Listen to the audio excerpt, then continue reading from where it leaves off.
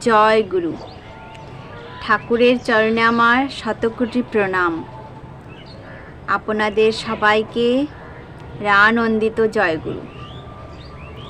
আজকের প্রসঙ্গ, সকালে ইষ্টভীতি করলে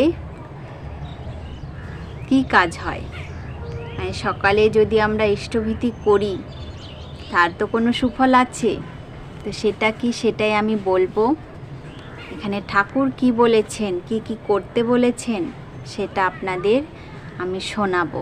আপনারা ধৈর্য সহকারে ভিডিওটি দেখবেন, অবশ্যই জানতে পারবেন। তো চলুন বেশি কিছু না বলে আজকের ভিডিওটি শুরু করছি। ইষ্টভীতি করার পূর্বে নাম করতে হয়, এটা আমরা সকলেই জানি। ইষ্টভীতি করার পূর্বে নাম করতে হয়, এটা সকলেরই জানা।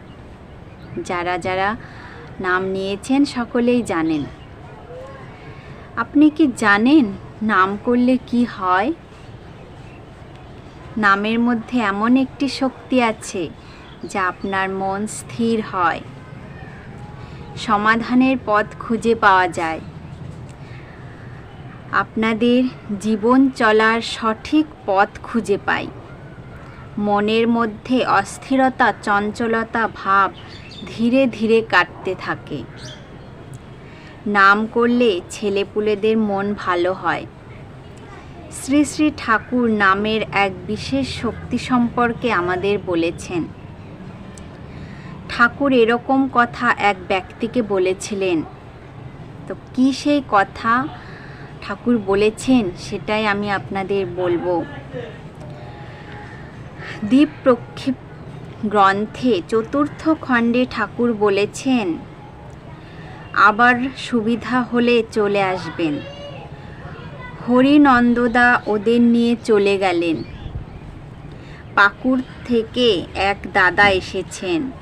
তার আত্মীয় স্বজন তাকে ঝাড়ফুঁক করে মেরে ফেলতে চেয়েছেন। এর কোনো সমাধান আছে কি?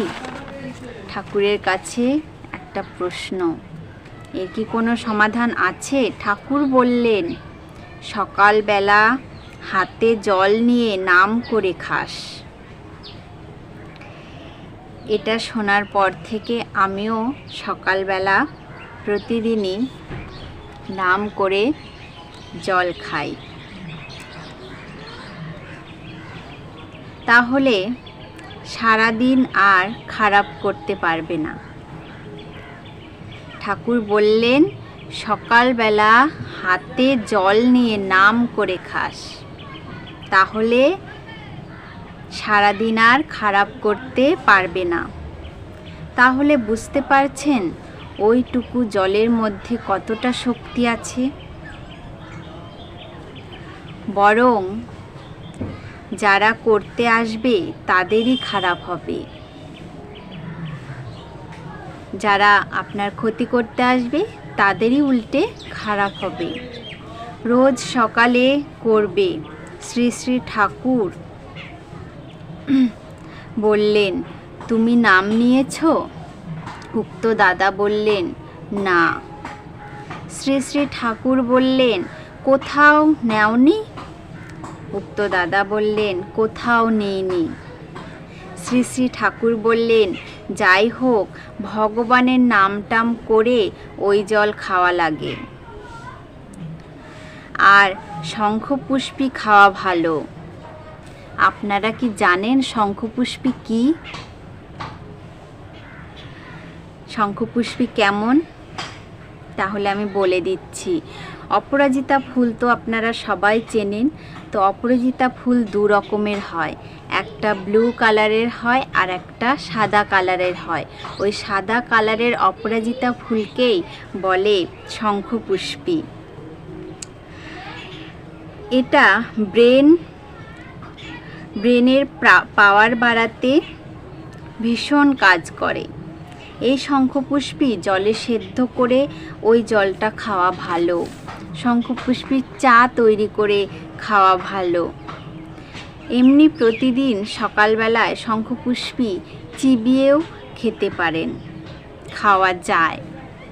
তারপরে দেখুন, শ্রী শ্রী ঠাকুর শঙ্খপুষ্পী এখানে বোধহয় শ্রী শ্রী ঠাকুর বললেন, শঙ্খপুষ্পী, এখানে বোধহয় হরিপদ দার কাছে আছে। শরৎদা ওই দাদাকে নিয়ে হরিপদ দাদার কাছে যাবার জন্য উঠলেন। যাওয়ার পর শ্রী শ্রী ঠাকুর ওই দাদাকে ডেকে বলে দিলেন, এসব কাউকে কইও না, এসব কথা কাউকে বলা যাবে না, কারণ তার তো ক্ষতি করতে চাইছে কেউ, তাই কাউকে সেটা বলা যাবে না। আর ঠিক মতো করো। পরম দয়াল শ্রী শ্রী ঠাকুর এই কথাই বললেন। শ্রী শ্রী ঠাকুরের দাঁতে ব্যথা হয়েছে, কষ্ট পাচ্ছেন, এখন প্যারিদা দাঁতে ওষুধ দিয়ে দিলেন। রাত 8টা একটু পরে কেষ্টদা এলেন।